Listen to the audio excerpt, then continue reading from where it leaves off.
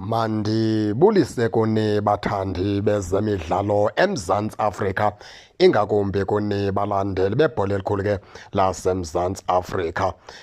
Baphulaphuli thina sifuna ukuza ke ngoku ngendlela esiyiqwalasela ngayo imeko yeKaizer Chiefs nobungozi ke obungenzeka, futhi ke abantu abaninzi abangayilindelanga loo nto into yokubana ke ingenzeka futhi ngalihlazo. Thina sithi xa siyijonga siyiqwalasela le meko yeKaizer Chiefs sibone into yokubana iKaizer Chiefs le ingangangeni phaa kwi-top 8 ukuba izinto abakhawuleza ukuzilungisa. And ii-players zeKaizer Chiefs ke bele zimise ingqondo zibone into yokubana itimu kweyiphi imeko, nazo zonyusa ikawusi zilwe into yokubana ke zihlale phaa kulaa top 3, ngoba ekugqibeleni nazo ziyalithwala, mele zilithwala uxanduva. Siyavuba ke abaqeqesha abayazi into abayenzayo, benza abana-experience, bahleli nje okwamadoda elali phaa kulaa bhentshi. Bona bezi-players ke ngoku utheni bangalithwala uxanduva, bathi ke ngoku sesilwela le bheji yeKaizer Chiefs, lihlazo elenzekayo. Ngoba thina sithe xa siqwalasela abaphulaphuli sijonga ilantuzana iloge lapha eMzantsi Afrika phantsi koBetway Premiership, iKaizer Chiefs ngoku ingunumber 6. Njeba ingunumber 6 iKaizer Chiefs, itimu esemveni kwabo ndiqinisekile iphulukwane City ina-28 points, iShwang ngo-2 points yiKaizer Chiefs. Ize unumber 8 ibe yi-TS Galaxy, i-TS Galaxy ina-26 points, ishiywa ngo-4 points yiKaizer Chiefs.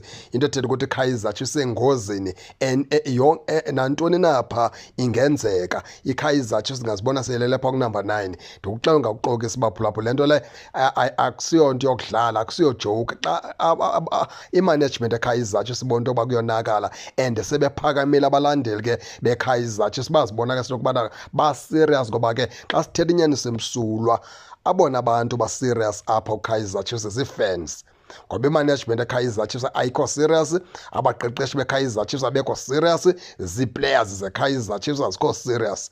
So ngabalandeli kuphela abantu abanendaba nale timu, nangoku bakwazi ukusukuma babheke phaa bobeka izikhalazo zabo. Ndicinga uba nemanagement into mele beyayenza ngokususa aba baqeqeshi, ibabeke ecaleni, ifuna umntu ke ngoku ozogqibezela ezi games. Batsho futhi kulo mntu uba so sewenze sure into yokubana ke siyahlala phaa ku-top 4 okanye kunumber 3 ubugqibile, ngoba iliga unoba sayithatha. Iyona nto ifunekayo le, because aba baqeqeshi bobabini akusekho nto bazoyenza boKaizer Chiefs. Sokonakele kakhulu uba bathi bazokubagcina bagqibezela ezi games zishiyekileyo, into ethetha ukuthi iKaizer Chiefs ke ayizungena kwakwi-top 8. Jonga mphulaphuli phaa phambi kweKaizer Chiefs ke kuhleli AmaZulu angunumber 5, ize phambi kwamaZulu uhlale iDurban City. Thetha uba iKaizer Chiefs seyisohlula nazo iDurban City ezi seziphambile kuyo, seyingunumber 4, ngoba ke seKhokhona United oko ihleli kwenumber 3. iKaizer Chiefs bengakwazi ukusidedisa phaa iseKhokhona, into ethetha ukuthi ke iKaizer Chiefs yoyisiwe siseKhokhona United kule season. Seyisoyiswa nazo iDurban City ezi ngoyiKaizer Chiefs, seyisohlula ngamaZulu la iKaizer Chiefs. Noko baphulaphuli, yiyo laa nto ndithi mna ukhona umonakalo ozokwenzeka ukuba imanagement yaqhubeleka isebenzisa aba baqeqeshi ithi mabagqibele season. iKaizer Chiefs ayizungena kwi-top 8 baphulaphuli, ayizungena. Ndijonge mna njeba ingunumber 6, ndajonga iimetshi zayo, ndajonga itimu esemveni kweKaizer Chiefs. Ndifuna baphulaphuli ke ningene nanike nitshone into yokubana ke ingaba nina niyiva njani le nto, nize ningakhohlwa usubscribe kule channel kuze ningaphoswa zezemidlalo endizanothulela zona kwixa elizayo kakuhle babukeli.